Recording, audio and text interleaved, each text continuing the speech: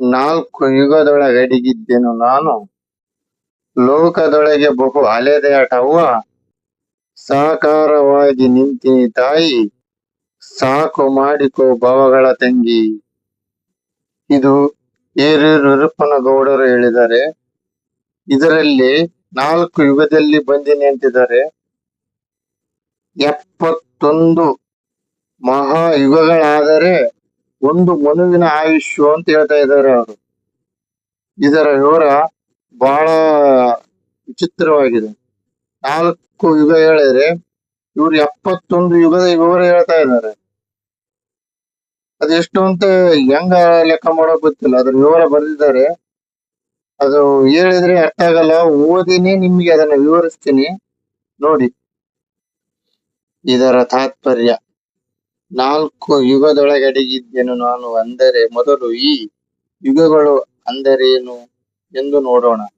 ನಮ್ಮ ಪೂರ್ವಜರು, ಋಷಿಗಳು, ಮಹಾತ್ಮರು, ಅನೇಕ ತಪಸ್ವಿಗಳು ಹಾಗೂ ವೇದಗಳು, ಶಾಸ್ತ್ರಗಳು ಇನ್ನು ಮುಂತಾದ ಅನೇಕ ಗ್ರಂಥಗಳು ಉಲ್ಲೇಖಿಸಿರುವಂತೆ ಶಾಸ್ತ್ರ,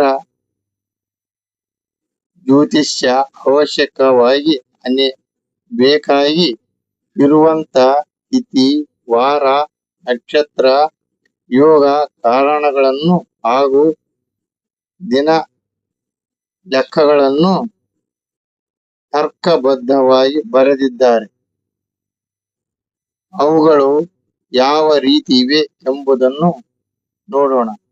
ಮೊದಲು 60 ಗಳಿಗೆ 30 ಗಳಿಗೆ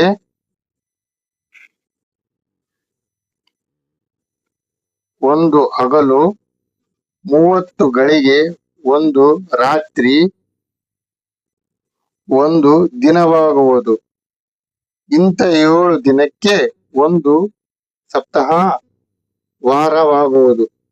15 ದಿನಗಳಿಗೆ 1 ಪಕ್ಷವಾಗುವುದು. ಇಂಥ 2 ಪಕ್ಷಗಳಿಗೆ 1 ತಿಂಗಳಾಗುವುದು.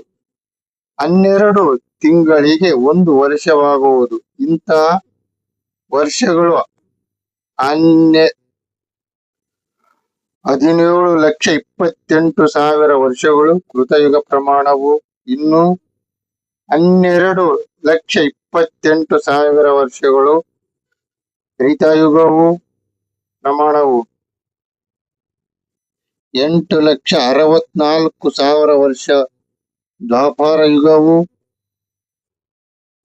4,32,000 ವರ್ಷ ಕಲಿಯುಗದ ಪ್ರಮಾಣವು. ಒಟ್ಟು 4 ಯುಗಗಳ ಪ್ರಮಾಣ 43,20,000 ವರ್ಷಗಳು. ಇದಕ್ಕೆ ಒಂದು ಮಹಾಯುಗವೆಂದು ಹೇಳುವರು. ಇಂಥ 71 ಮಹಾಯುಗಗಳಾದರೆ ಒಂದು ಮನುವಿನ ಆಯುಷ್ಯು. ಈಗ ಇದರ ಪ್ರಕಾರ 4 ಯುಗಗಳ ವಿವರ ಹೇಳಿದ್ದಾರೆ. ಆದ್ರೆ 71 ಮಹಾಯುಗಗಳು ಹೇಳ್ತಾ ಇದ್ದಾರೆ. ಅಲ್ಲಿವರೆಗೆ ಮನುಷ್ಯನ ಆಯುಷ್ಯು ಅಂತ ಹೇಳ್ತಿದ್ದಾರೆ. ಎಷ್ಟು ವರ್ಷಗಳು ಅಂತ ಲೆಕ್ಕ, ಇದು ಲೆಕ್ಕ ಸಿಗ್ತಾ ಇಲ್ಲ. ಅದು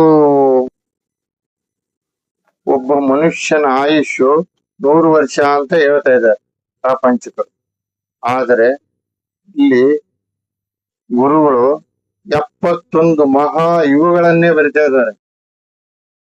ಒಂದಲ್ಲ ಎರಡಲ್ಲ, 4 ಯುಗ ಕಲ್ತು ಒಂದು ಅಂತವು 71 ಆದ್ರೆ ಅದು ಮಹಾಯುಗ ಅಂತಿದ್ದಾರೆ ಇವರು.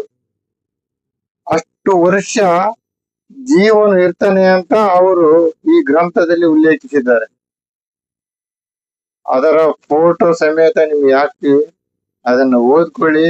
ಎಲ್ಲಾದ್ರೂ ಏನಾದ್ರೂ ತಪ್ಪಿದ್ರೆ ಕ್ಷಮಿಸಿ. ಯಾಕಂದ್ರೆ ಈ ಅಕ್ಷರಗಳಲ್ಲಿ ಓದುವಲ್ಲಿ ಏನಾದ್ರೂ ತಪ್ಪಾಗಿದ್ರೆ ಕ್ಷಮಿಸಿ. ನಮಸ್ಕಾರ.